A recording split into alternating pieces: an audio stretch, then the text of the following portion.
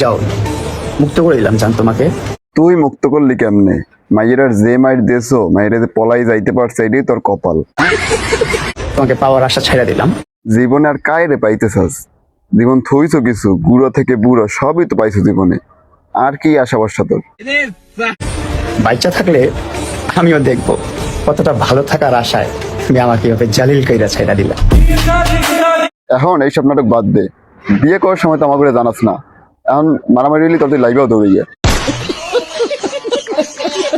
ঘুমালেই মনে হয় যে কি বিনোদন মিস করে ফেললাম। এই মাতারি যাই যে হরু কথাটা কইতে সত্য যে ঘুমাইলে কি নাকি বিনোদন মিস করে ফেলাই, এজন্য ঘুমাইতেও পারি না।